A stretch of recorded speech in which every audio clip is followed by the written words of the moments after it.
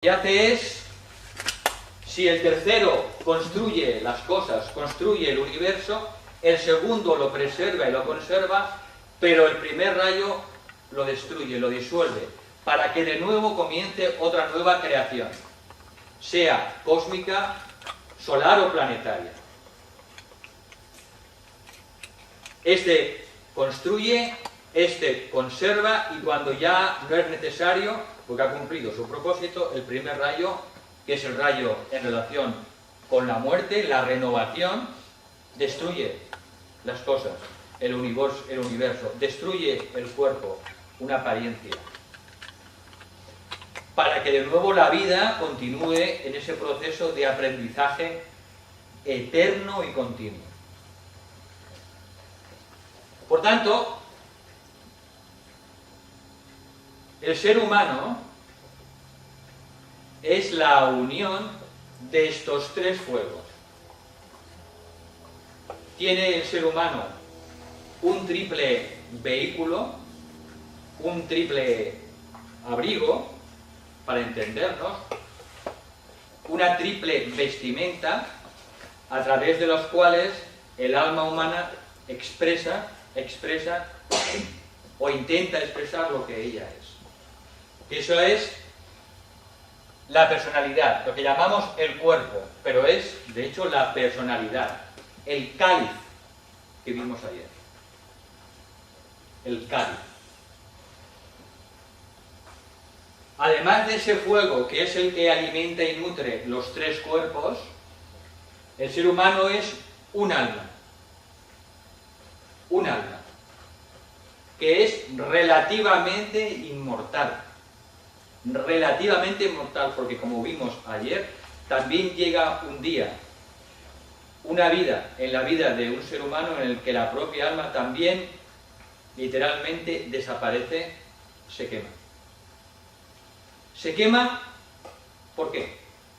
Porque el fuego eléctrico, que es lo que llamamos la energía del fuego consumidor, cuando va descendiendo en determinadas vidas del ser humano que está ya muy avanzado en el camino espiritual, ese fuego eléctrico, a medida que va descendiendo, literalmente va poco a poco quemando el cuerpo del alma, lo que se llama el cuerpo causal, donde vamos almacenando todas las experiencias vida tras vida. Las vidas, todas las experiencias de cada vida, las vamos almacenando en ese receptáculo o templo de Salomón, ese divino tabernáculo que existe en el mundo mental superior, que es el tabernáculo de nuestra propia alma. En cada vida, cuando muere el cuerpo físico, nos llevamos esas experiencias de esa encarnación y quedan grabadas en lo que se llaman los átomos simientes. Y el alma, a medida que prosigue su viaje post-mortem, va subiendo el resumen de esas experiencias en los tres átomos permanentes. El átomo permanente físico, que es como un CD de memoria. Luego, después del plano astral, en el Kamaloka, que se llama, en el plano astral, y muere nuestro cuerpo astral, se lleva el alma su átomo mental, su átomo emocional permanente, y cuando después despierta el ser humano en el mundo celeste o en el de Bacán, y muere también allí, el alma vuelve a subirse el átomo mental permanente. Estos átomos son vórtices de energía que almacenan todas las experiencias de cada encarnación. Son el resumen. Y cuando llega el momento de volver a encarnar, a volver a crearse otra personalidad, el alma envía hacia los tres mundos inferiores al suyo, el mundo mental concreto, el mundo emocional y el mundo etérico-físico, despliega de nuevo esos átomos o vórtices de energía que empiezan a traer materia de la misma calidad en que la dejó en la vida anterior. Por eso cada vida es la continuación de la anterior. Pero perdemos la memoria porque no hemos creado ese puente todavía. ¿Una continuación o una repetición? ¿Perdón? ¿La continuación o la repetición? No, no, la continuación. La continuación. Mañana no es la repetición de hoy. Mañana es la continuación de hoy. Y mañana seré un poquito mejor que hoy. Se pueden repetir puntualmente algunas experiencias de diferente manera, porque no se repite siempre lo mismo.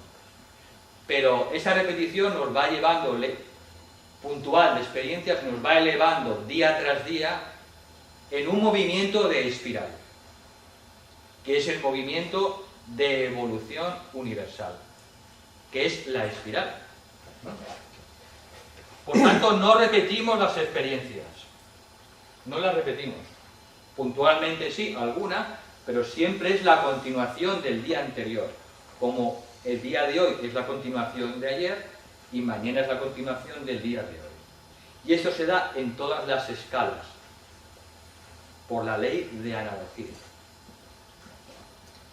Por tanto, a medida que el ser humano va avanzando y va cada vez teniendo más vidas de experiencias y va entrando en el sendero espiritual, los pétalos, los 12 pétalos del alma empiezan a abrirse y a canalizar su energía cada vez más y más hacia la personalidad, y se van abriendo los pétalos de conocimiento del alma, luego los pétalos del amor y finalmente los pétalos de sacrificio.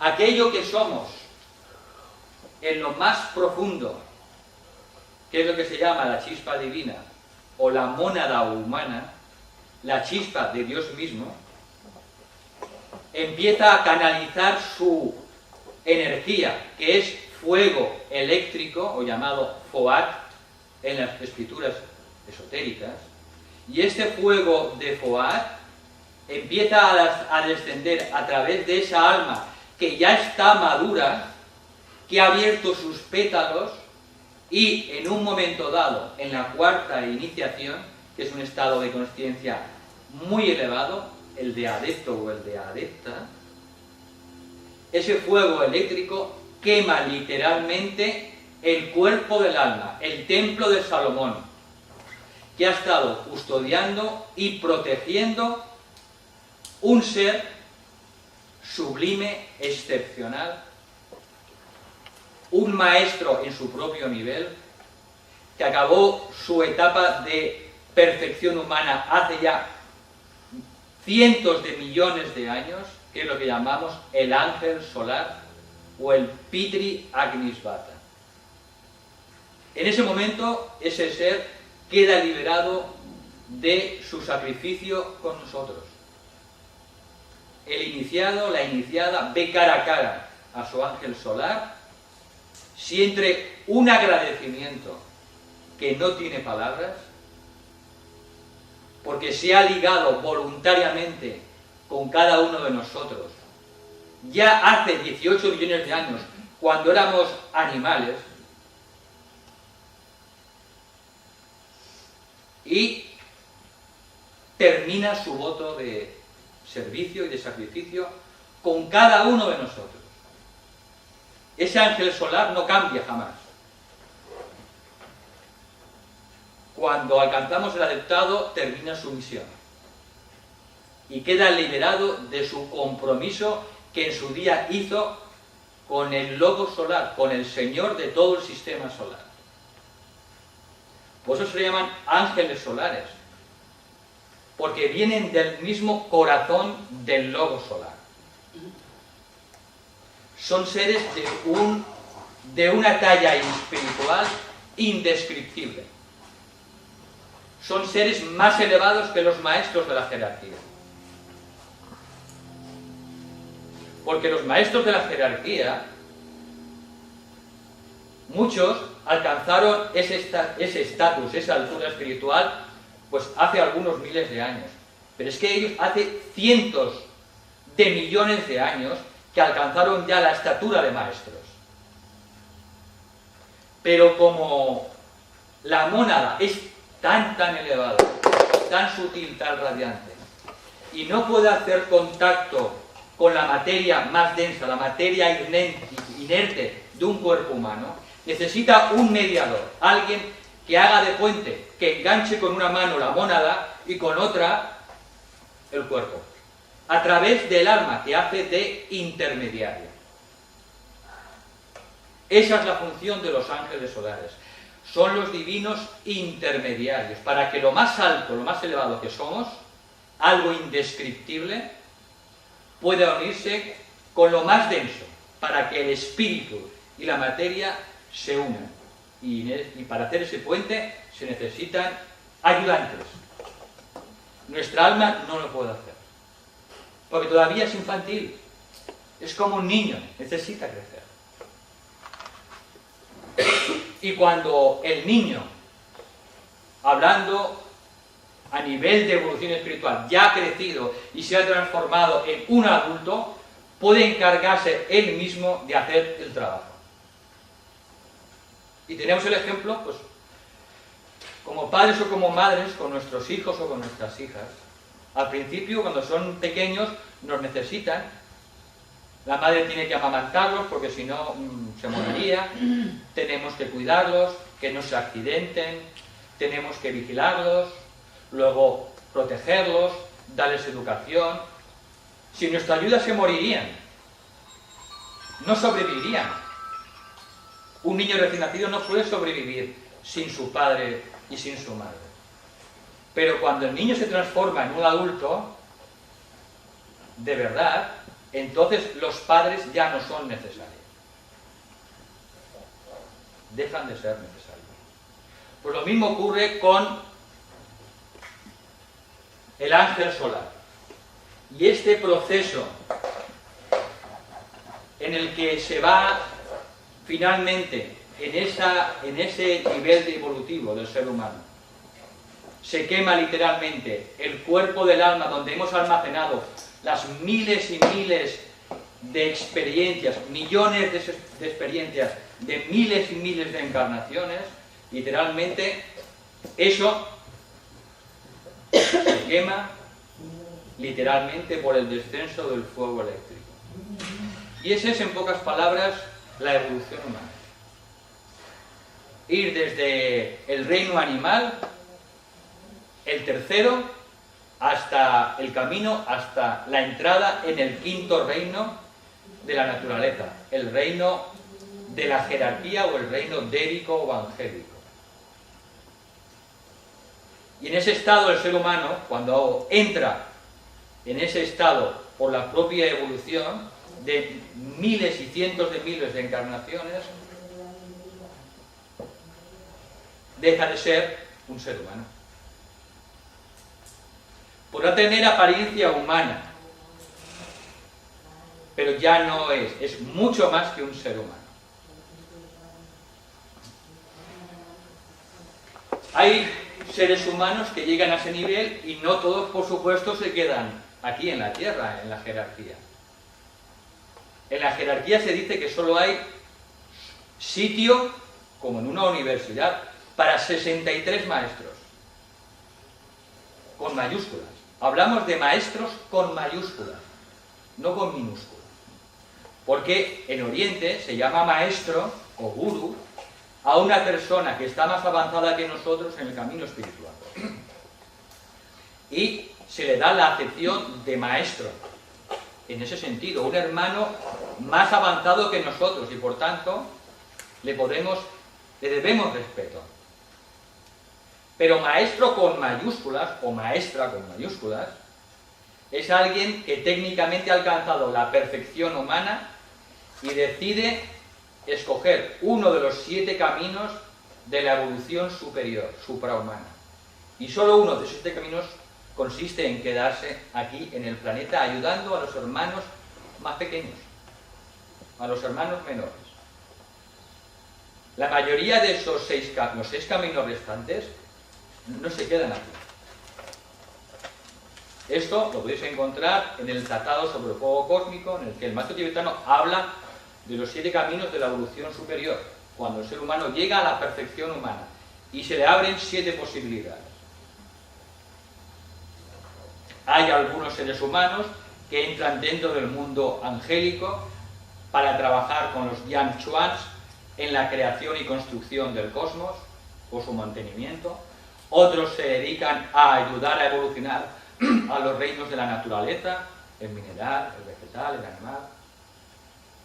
Hay otros seres humanos que trabajan con el propio logo solar, en el corazón del sol. Otros seres humanos se van al sistema de Sirio, que es el alma de nuestro sistema solar. Cuando un maestro se va al sistema de Sirio, allí entra en el parvulario y se convierte en un párvulo en el sistema de Sirio. Por eso la evolución nunca termina. Y nosotros somos seres humanos temporalmente. La consciencia nuestra, que ahora es humana, antes fue animal, ahora es humana, y dentro de varios miles de años, dejará de ser humana y será suprahumana. Y esa es la evolución que tenemos por delante. Y la base de todo este sistema, de todo este engranaje evolutivo, de todas estas constelaciones, de estos sistemas solares, todo, la base sin la que no funcionaría nada, es el fuego.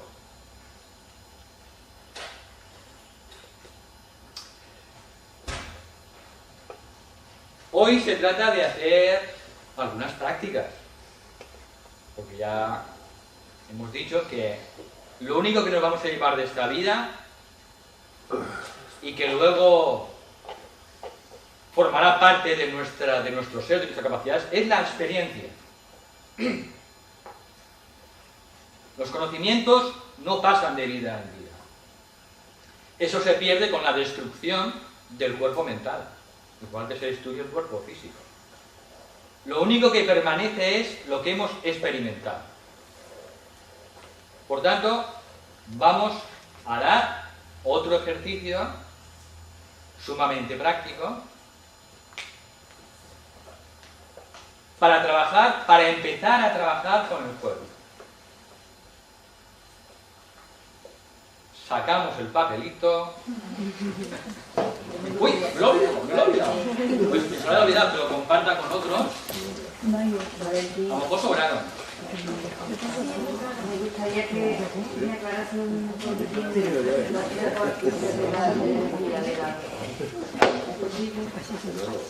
los pétalos.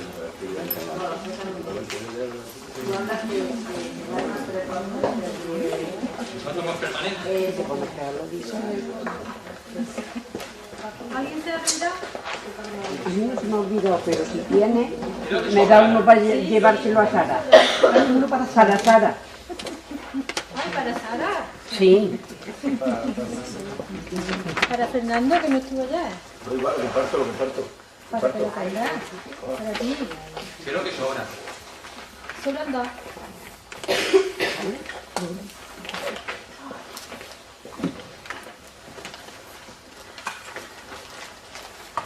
Vale, zona. Dice que se puede ampliar un poquito más el tema de los átomos permanentes. Lo puedo resumir en 3 minutos, porque esto ya lo dimos en el seminario Introducción a la Sabiduría Antigua. En el 1 y el 2 se habló de los átomos permanentes, sobre todo en el proceso de post-mortem y cuando encarnamos. Para entendernos, serían como... Cada átomo permanente de los 3 son como un pendrive, en términos informativos.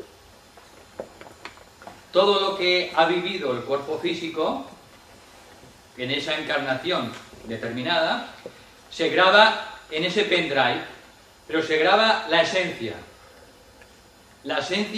de lo que hemos aprendido a nivel físico, y se graba la calidad de la sustancia del cuerpo físico, se graba su nivel de calidad o de densidad, su nivel de vibración. Si yo toda mi vida me he alimentado en forma carnívora, eso tiene cierto nivel de vibración. Si yo me he alimentado gran parte de mi vida siendo vegetariano, la calidad de ese cuerpo tiene cierta vibración. Esa experiencia se graba en un pendrive, la esencia. Y eso es el átomo permanente físico. Nuestras emociones también, ¿no? Ese es el átomo permanente físico.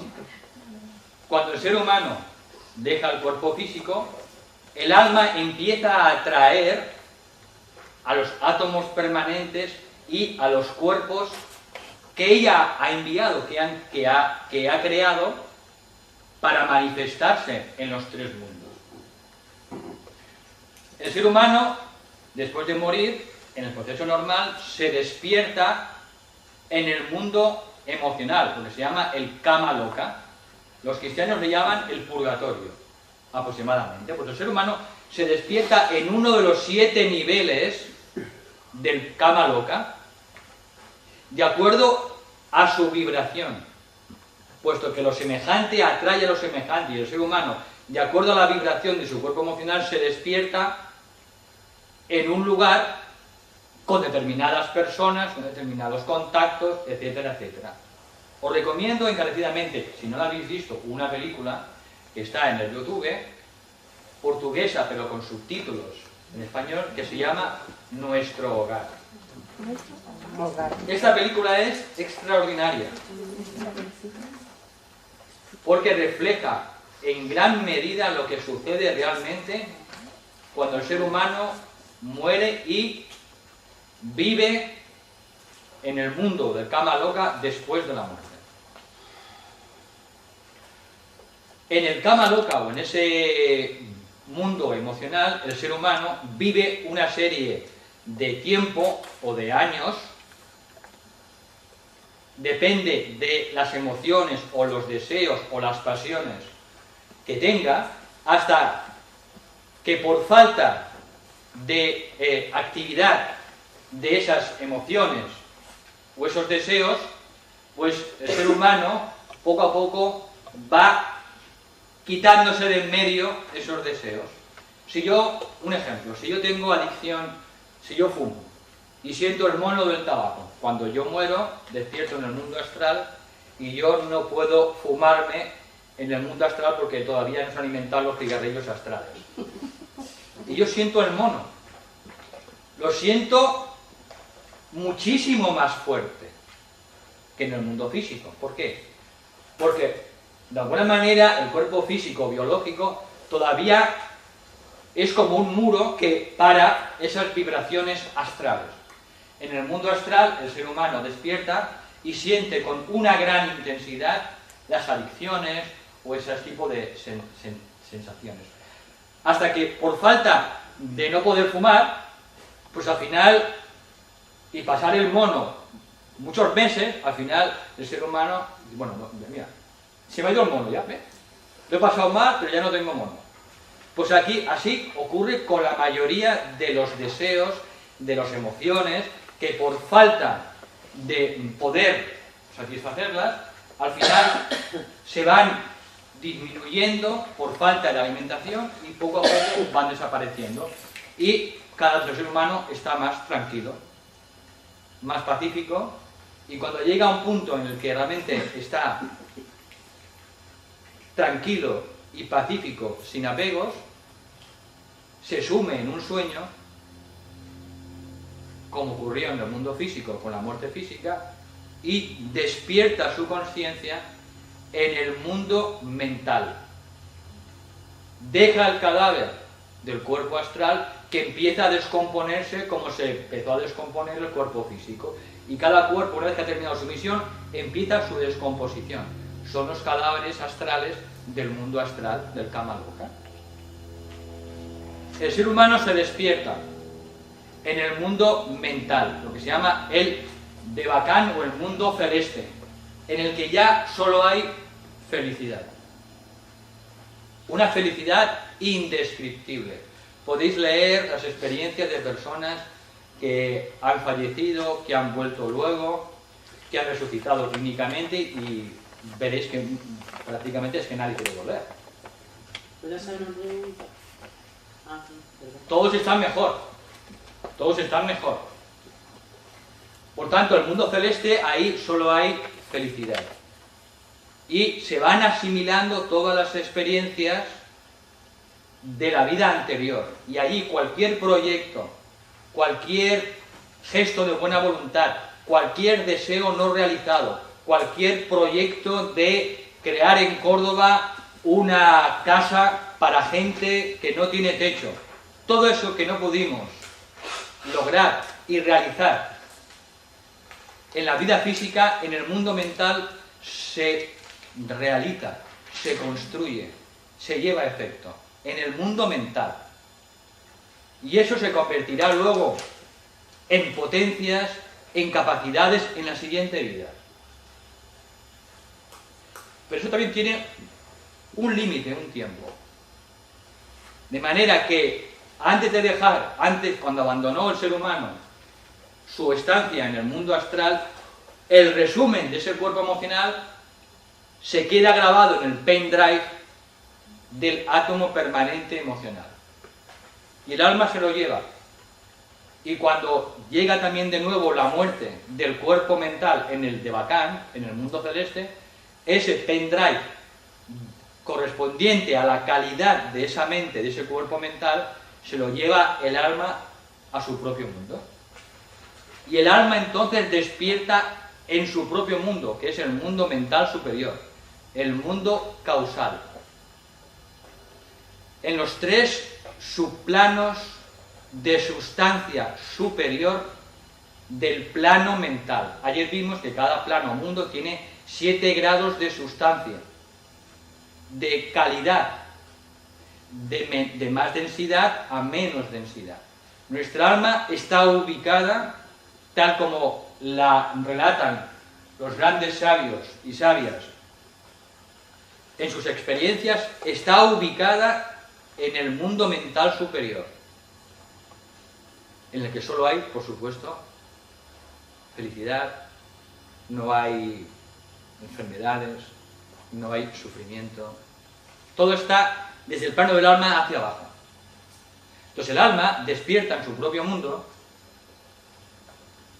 se ha llevado los 3 pendrives con la esencia y el resumen de esa vida anterior, y entonces el ser humano vuelve a experimentar quién es, y se da cuenta que es un alma.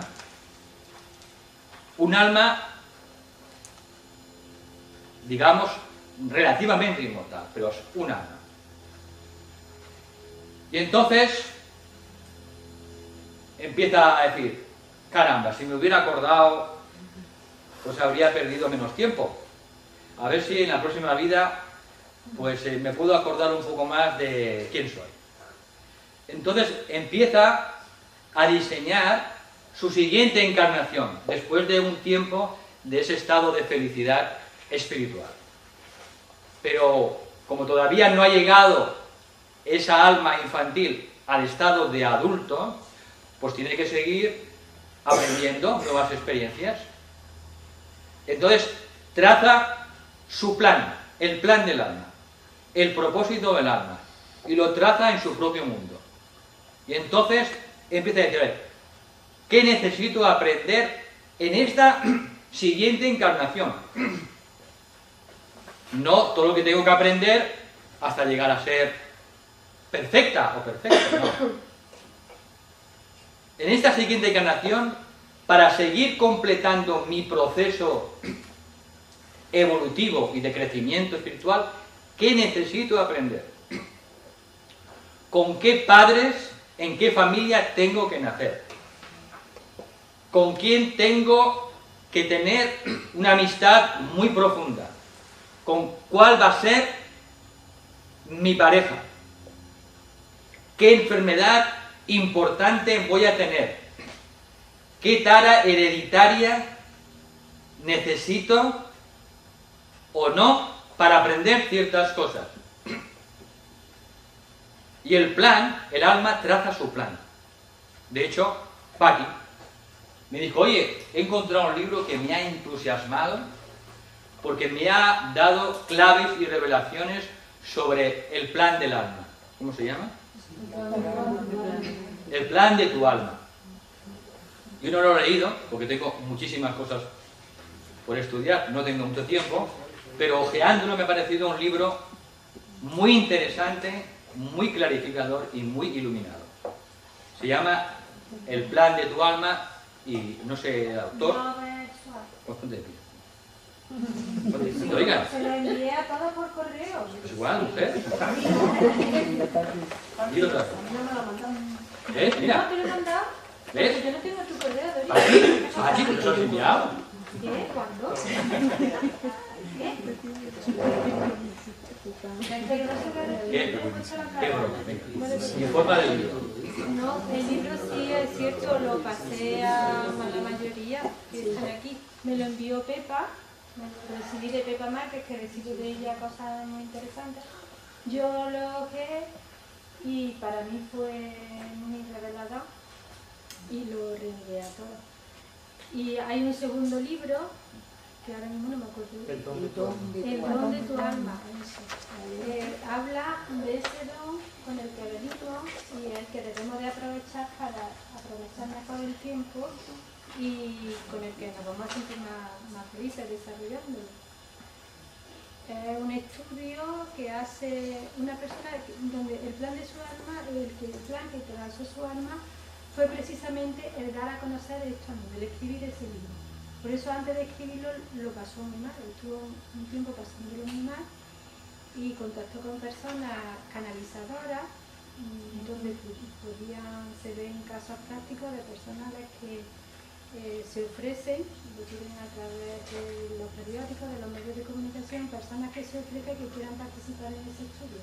Y por otra parte, pues canalizadoras, donde contactan con ese momento en el que su alma se reúne con la alma de su familia, ¿no? Y tanto los hijos como los padres, pues trazan ese plan para esa vida. Incluso habla de un edificio con 8 plantas, con 8 lo escribe así. Y cada vez que venimos, elegimos esa misma parte de ese edificio con nuestro guía, ¿no? Para realizar el plan de nuestra vida. Y todas las dificultades y problemas que nos plantea la vida no son nada más que las circunstancias para aprender, son nuestros aprendizajes. Y así y además lo hemos acordado. Cuando tenemos un padre del que hemos recibido a lo mejor una determinada manera, ¿no? Pues es que lo hemos elegido porque necesitábamos aprender eso. Cuando nos vienen hijos, ¿no? Porque es lo más... encontramos a personas que pueden ser nuestra pareja o nuestros amigos, que en otras encarnaciones han tenido otros papeles, porque escribe ahí que podemos volver a juntarnos, a lo mejor nuestro hijo antes ha sido con nuestro padre o nuestra madre, cambiando los géneros, ¿no? Y se ve todo como que incluso los que más daño se hacen se tienen un gran amor a nivel de alma y están sacrificándose, a lo mejor están teniendo una enfermedad o algo muy grave para que nosotros aprendamos lo que tenemos que aprender de esa situación que tenemos a nuestro lado, que nosotros la vemos como algo muy malo, que no está pasando. Ese alma se está sacrificando para que tú aprendas algo y eso te cambia por completo la visión de todo. Los que más nos están haciendo daño o con lo que más estamos sufriendo es de donde más estamos aprendiendo. Lo explica muy bien. Sí. Como que no lo haya leído, tendría que ya lo explicara. Me pareció un libro que contiene, en esencia, una importante revelación, aunque a veces en los detalles uno no puede estar de acuerdo. Pero el libro parece un libro revelado. Por tanto, nuestra alma tiene un plan. Decide, diseña qué experiencias va a necesitar, y entonces empieza a poner en vibración y enviar a los mundos inferiores al suyo el primer pendrive del cuerpo mental. Empieza a atraer ese vórtice de vibración y a juntar alrededor de él materia mental concreta. Y se va formando un cuerpo mental virginal, pero vibrando en la misma frecuencia del pendrive. De nuevo, envía el segundo pendrive emocional al mundo emocional, desciende, hace descender su pendrive, que empieza a traer energía emocional, y se va construyendo un cuerpo emocional virginal de acuerdo a la misma vibración en que lo dejó en la vida anterior. Y antes de encarnar y apropiarse de un cuerpo físico, pues está un tiempo ya oteando alrededor de los padres, esperando el momento justo para poder enlazar su átomo permanente físico con el cuerpo de la madre. Y cuando eso produce, entonces se queda embarazada y empieza el proceso de la formación del cuerpo físico del bebé. Y el bebé nace, y hasta los 7 años, muchos niños pequeños, muchos bebés, mantienen su contacto con los mundos sutiles. Pero a los 7 años, cuando se empieza a cerrar la fontanela del todo, es cuando el niño empieza a perder la memoria. Y el alma pierde la memoria. Y poco a poco la va recuperando lentamente, pero no del todo, a partir de los 21 años o a veces 28 años. Y comienza su vida donde la dejó, en el punto en que la dejó en la vida anterior. Todo esto cambia cuando se construye el puente del arco iris, el Antakarana. Cuando se construye y se crea el puente de la continuidad de consciencia,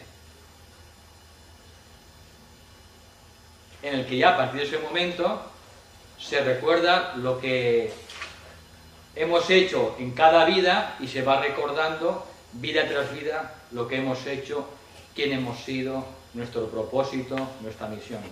Y el ser humano obtiene el recuerdo y la memoria de sus vidas pasadas desde hace ya muchísimos años.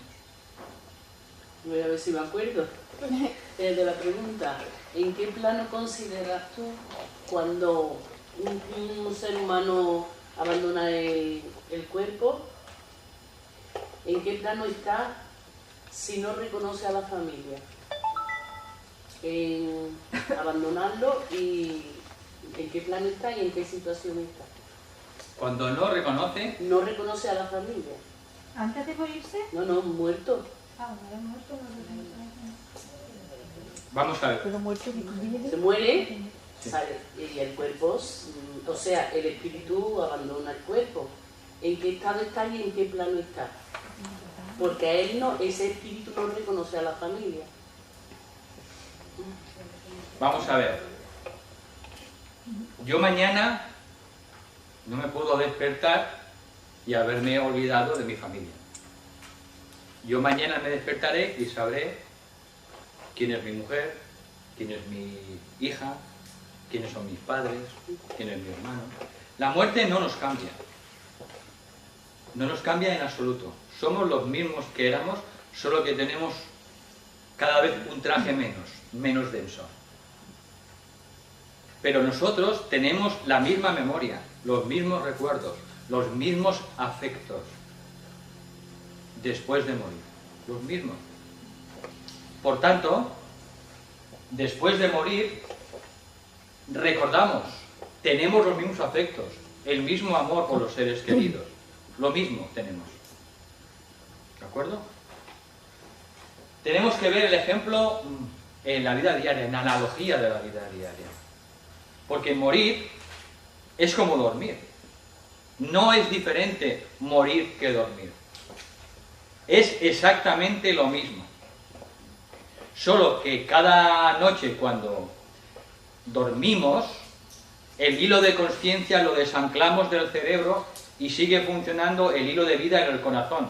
Por eso podemos volver por la mañana.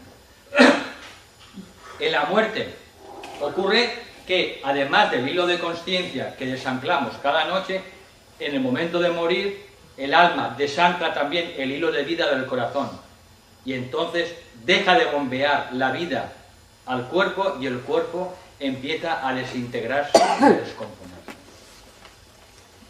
Por tanto, morir es lo mismo que dormir. Exactamente igual.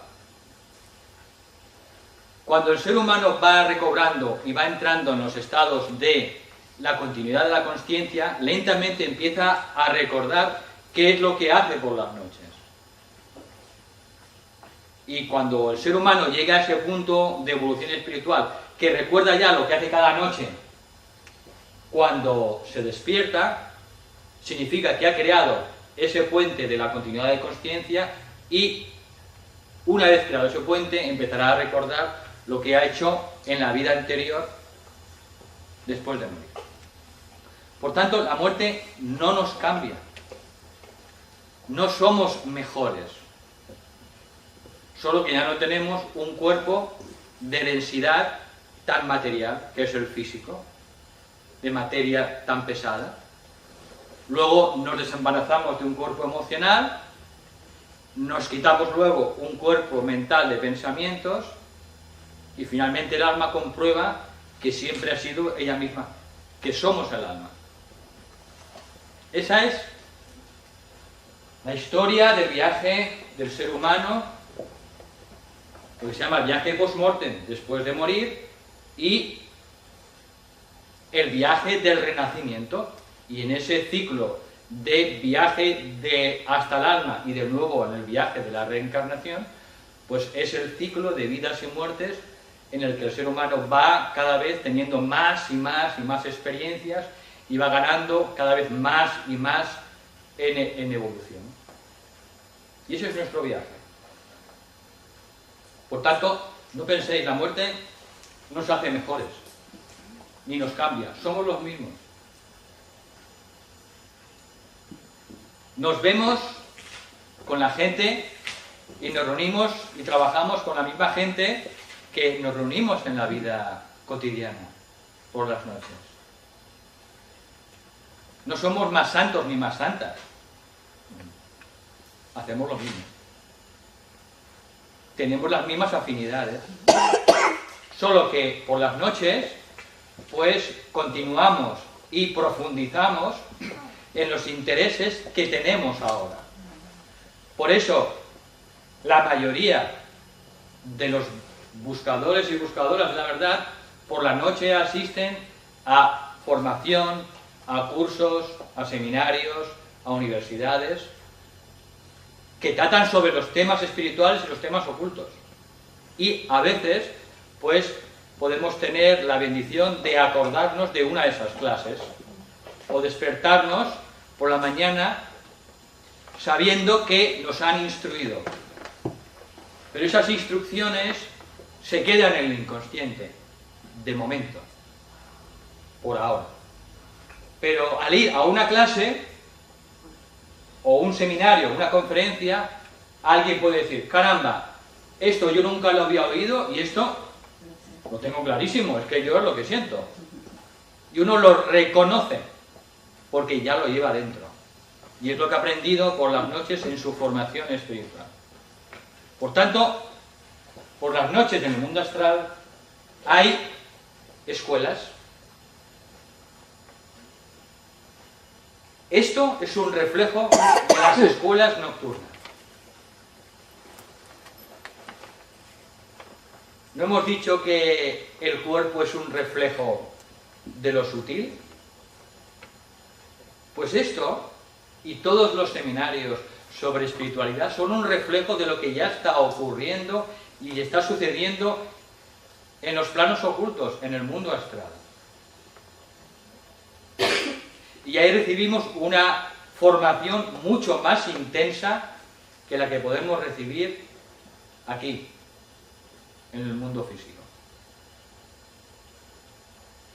hacemos muchísimo más servicio del que hacemos aquí en el mundo físico. Y todavía no lo recordamos. Solo es un problema de memoria. Pero por la noche tenemos las mismas inclinaciones.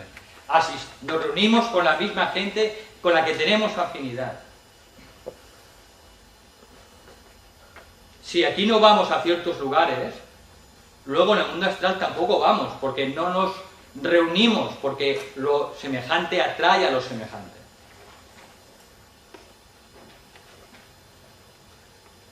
Y eso forma parte también del entrenamiento. Tenemos una doble vida. Una vida espiritual en el mundo físico y luego tenemos una vida que todavía no recordamos en los planos ocultos. Y tenemos un nuevo nombre, un nombre distinto. ¿Y eso le pasa lo mismo a las personas que no está orientada espiritualmente? No. No. Igual que un niño que va al grado 2 de párvulos, pues ¿de qué sirve meterlo en una clase de séptimo de EGB? No. El niño de párvulos tiene que aprender lo que tiene que aprender todavía en su clase. Esto solo se da para las personas que están en el camino espiritual. Consciente o inconscientemente, porque hay muchas personas, muchísimas, que no siguen conscientemente el camino espiritual, que no meditan regularmente, pero ya las se están formando. Su alma ya está recibiendo formación espiritual en los planos internos, pero no se acuerda todavía. La clave está siempre en nosotros, en lo que nos interesa, en nuestra consciencia, en lo que nos focalizamos en la vida. Y eso luego continúa de manera más profunda por las noches.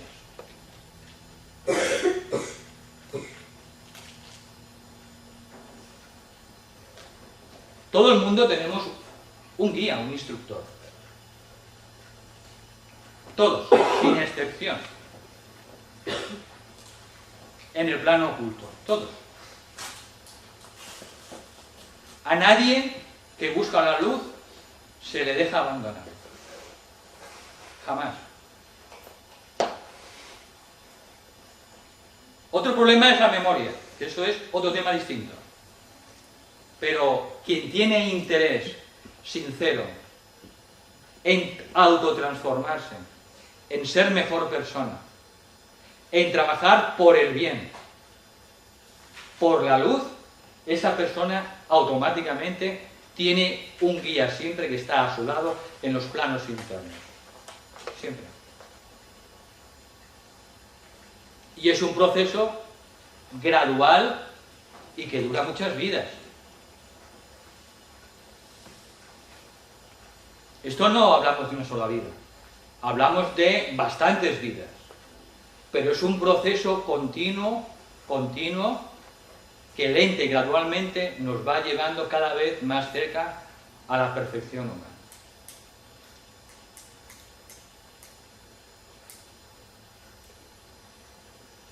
Por eso lo importante de clarificar nuestros motivos en la vida. ¿Qué es lo que yo persigo en la vida más profundamente? ¿Qué es lo más importante para mí en la vida? Y luego hay un montón de temas secundarios. ¿Dónde está focalizada mi conciencia? ¿Qué es lo prioritario para mí en la vida? ¿Por qué estoy aquí? ¿Por qué he venido aquí? ¿Qué he buscado al estar aquí?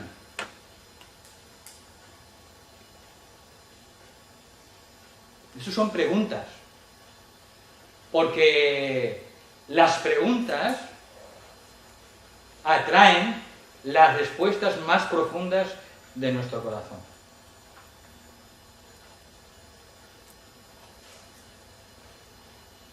Se dice que Dios ama más a los que preguntan que a los que responden. Porque quien responde lo sabe todo. Y el que pregunta se convierte como un niño que pide respuestas.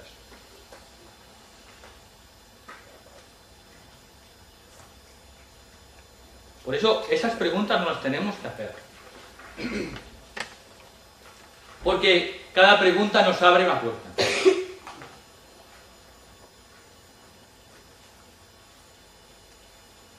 Y la motivación es la clave.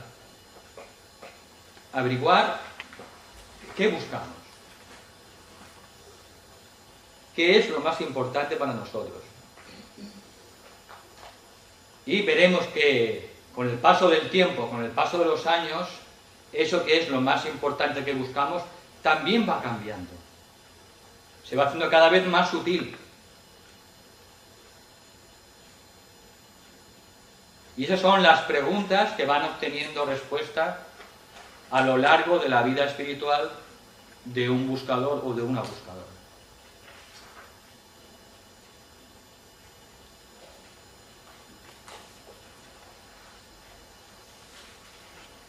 Una preguntita que nos hemos puesto muy serios. No hace pensar. Valentín, yo te quiero hacer una pregunta.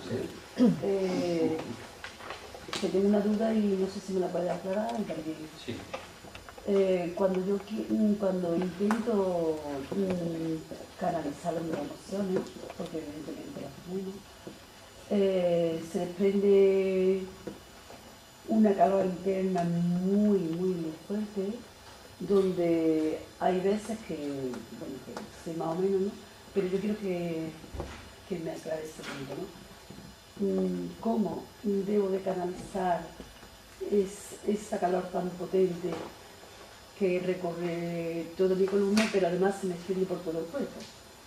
Con lo cual, bueno, cuando me pasa algunas veces sí que puedo controlar para que no me afecte, pero hay otras veces que me quito.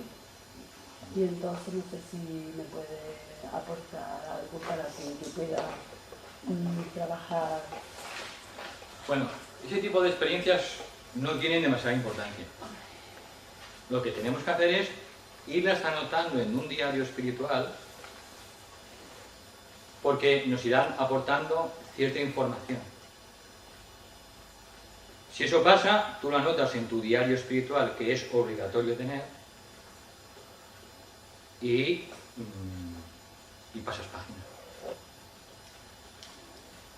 Lo anotas, reconoces esa experiencia, la anotas y sigues adelante. No prestemos demasiada atención a los fenómenos o experiencias de ese tipo, porque su importancia es muy relativa. Lo digo porque a veces nos podemos focalizar demasiado en las experiencias y eso nos puede distraer de lo fundamental.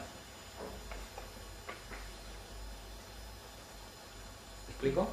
Como esa experiencia hay cientos y cientos y miles de experiencias que van llegando en el camino espiritual. Experiencias de ese tipo, visualizaciones, contactos, visiones, audiciones, y todo eso forma parte de lo que se llaman, bueno, las facultades o los fenómenos que van apareciendo en el camino espiritual. Hay que registrarlos en nuestro diario y tomar conciencia y pasar adelante. Simplemente no prestarles demasiada importancia ni atención. He creído entender que es por el centro emocional que sea algo, ¿no? que destapa una emoción. Bueno, ya hablamos de un calor interno que recorre toda la columna. Recorre la columna vertebral, sigue ciertas informaciones, ciertas canalizaciones, y eso es energía simplemente que va descendiendo del alma, del fuego solar, que va atravesando la columna, y eso son experiencias o son energías que simplemente llegan y que en tu cuerpo físico las puedes percibir. Eso que es sutil lo percibes en tu cuerpo físico, pero no tiene mayor importancia. Forman parte de las percepciones, del mundo de las percepciones que llegan miles en el camino espiritual. apuntamos y seguimos adelante.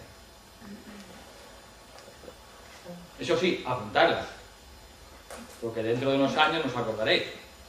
Entonces, si lleváis ese diario, pues entonces de vuestras experiencias o vuestros sueños importantes o vuestras informaciones que habéis recibido en las meditaciones, que muchas vienen de los maestros, pues tenéis que ir apuntando en vuestro diario espiritual. Por eso es muy importante llevar un diario espiritual. Pero no focalizaros en exceso en esas experiencias. Porque entonces nos podemos quedar atrapados en el mundo fenomenológico, el mundo de los fenómenos. Y ese es un espejismo. Esa es una trampa. Dentro del sendero espiritual es lo que existe, que se llama el sendero probatorio. En el sendero probatorio se nos van sometiendo a exámenes, a test o pruebas. Y a veces nos ponen los maestros determinadas pruebas para ver si las superamos. Simplemente para ver en qué nivel estamos. Y las experiencias o percepciones interiores a veces forman parte de estos test, de estas pruebas del sendero probatorio. Hay personas que se quedan atrapadas en esas experiencias porque les dan demasiada atención y como la energía sigue al pensamiento, magnificamos esas percepciones y nos quedamos atrapados en esas experiencias, en esas sensaciones, en esas visiones, y es lo que llaman en Oriente el peligro de los siddhis inferiores, el peligro de las percepciones internas, de los poderes de la personalidad, porque todo eso forma parte de la personalidad, de los tres cuerpos. Por eso, se anota y seguimos adelante. Que recibimos una información, una comunicación, una idea. Si es una verdadera idea que proviene de nuestra alma o de los maestros, siempre, siempre, siempre tiene que ver con el bien de los demás. Con el bien del grupo, con el bien del conjunto, siempre. Cuando se recibe una información que solo tiene que ver con nuestro bien personal, es un espejismo. Y por tanto es una trampa. Un test, una prueba que nos pone.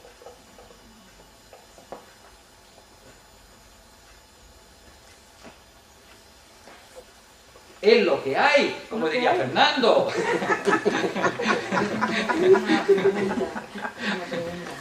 Disculpa que... No. Es lo que hay, ¿no? Es lo que hay. ¿Y no hay más? ¿Los ángeles solares son de aquí o no, verdad? No son de la Tierra. Aunque estén... A ver... Fueron la humanidad que llegó a la perfección humana en la segunda cadena terrestre, del logos de la Tierra. El logos terrestre, Gaia, tiene 7 encarnaciones nada más. Y cada encarnación de él se llama una cadena planetaria. Ahora está en su 4ª encarnación de aprendizaje, que es la 4ª cadena. Y dentro de esa cadena evolucionan millones y millones de seres vivientes de todos los reinos, incluidos los humanos. La humanidad, dentro de todos los reinos, de la primera cadena, se le llaman los asuras, en la doctrina secreta y en los libros sagrados. La humanidad que llegó a la perfección humana en la segunda cadena se le llaman los Pitris Agnis Vatas o ángeles solares. Por tanto, ellos fueron una humanidad como nosotros hace cientos de millones de años de la segunda cadena, de la segunda encarnación de la vida del logos de nuestro planeta, de Gaia. Ellos no son los señores de Venus que nos trajeron la mente, ¿no? No tiene nada que ver. Nada que ver. Nada que ver. los señores de Venus, que están muchísimo más adelantados que nosotros, porque en Venus está en la quinta cadena, en la quinta encarnación de su logos, del logos de Venus, mientras que la Tierra está en la cuarta encarnación, que es la cuarta cadena, son los hermanos mayores nuestros. Por tanto, ellos vinieron a ayudar a los hermanos menores hace 18 millones de años, junto con los ángeles solares. Se produjo esa doble ayuda, la venida de los ángeles solares y la venida de los hermanos mayores de Venus, lo que se conocen como los Kumaras, cuyo asiento está en Shambhala, en el desierto de Gobi a nivel etérico. Los Kumaras son tan perfectos, tan puros, que no pudieron ni pueden adquirir un cuerpo físico. Su cuerpo más denso es el cuerpo etérico. Son etéricos, como la manifestación más densa, debido a su pureza tan extrema. Entonces, ellos nos ayudaron y nos siguen ayudando. Los Kumaras son los maestros de la jerarquía. Son sus maestros, pero no son de Venus, no son de la Tierra, son de Venus. ¿Y los Nirmanakaya? Se nota que ha estudiado tibetano esta mujer. No, pero tengo, porque por lo visto hay 2 grados, o yo me he hecho mi película. Los que están ayudando, siendo intermediarios entre el logos planetario y Shambhala, bueno, te voy a dar lo que yo sé, lo que yo me imagino. Y después los que son intermediarios entre Shambhala y la jerarquía, como nosotros, el nuevo grupo de servidores del mundo, lo somos entre la jerarquía y la humanidad. Son 2 grados distintos. Me disculpas, pido perdón, este tema lo dejamos para el seminario del año. Porque es un tema muy abstracto y muy profundo. Son seres que nos están ayudando a la evolución del planeta y ellos no disponen ya de cuerpo físico.